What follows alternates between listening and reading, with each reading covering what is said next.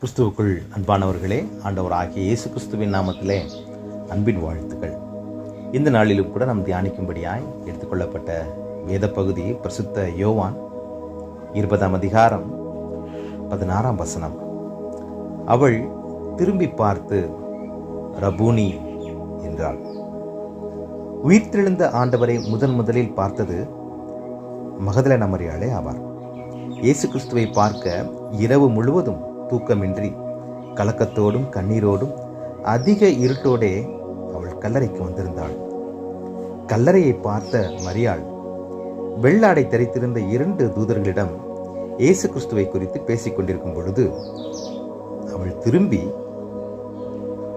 இயேசு கிறிஸ்து தம் அருகில் நிற்பதை பார்த்தாள்.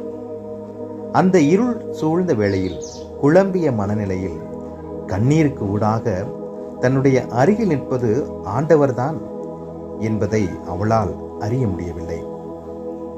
நமக்கு அன்பான உயிரானவர்கள் நம்மை விட்டு பிரிந்து உறவுகள் குறையும் வேளைகளிலும் கூட நம்முடைய துக்கங்கள் கண்ணில் இருக்கின்றது.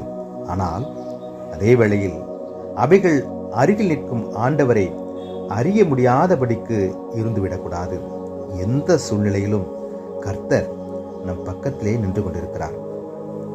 தொடர்ந்து இயேசு கிறிஸ்து அவளை பார்த்து மரியாளே என்றார். இதுவரை கல்லறையிலும் தூதர்களுக்கு முன்பதாக இருந்த மரியாள் அதனை விட்டுவிட்டு இயேசு கிறிஸ்துவின் வல்லமை நிறைந்த ஆசீர்வாதத்தின் சத்தத்தை கேட்டவுடன் மகிழ்ச்சியோடு திரும்பி பார்த்து தான் காணும்படி ஓடி வந்த என்னுடைய மீட்பரின் சத்தமல்லவா இது என்று ரபூனி என கூறி இயேசுவின் தம்முடைய அன்பை வெளிப்படுத்தும்படியாய் நெருங்கி வந்தாள். ஆம், ஆடுகள் தன்னுடைய மேய்ப்பனின் சத்தத்தை நன்றாய் அறிந்திருக்கும். அதோடு மட்டுமன்றி நொறுங்குண்ட இருதயத்தையும் கூட ஆண்டவர் புறக்கணிக்க மாட்டார். எனக்கு பிரியமானவர்களே, இன்றைய நாட்களிலும் கூட நாம் எந்த சூழ்நிலைகளிலும் இருந்தாலும் கூட, என்ன தேவைகளில் இருந்தாலும் கூட, என்ன எதிர்பார்ப்புகளோடு கூட நாம் இருந்தாலும் கூட, நம்முடைய மனநிலைகள் கலங்கி ஏங்கி இருந்தாலும் இவ்வுலக நிலைகளிலிருந்து நாம் இயேசுவின் பால் திரும்பி பார்க்கும் பொழுது அவர் நம் அருகில் நம்மை பேர் சொல்லி அழைத்து நம்முடைய ஏக்கங்களை, நம்முடைய எதிர்பார்ப்புகளை, நம்முடைய கண்ணீரை அவர் களிப்பாக மாற்றுவார். அருவியாய் நமது இருதயங்களில் தமது அருளை ஊற்றுவார். அதற்காகவே அவர் நம்முடைய அருகாமையிலே அவர் நின்று கொண்டே இருக்கிறார்.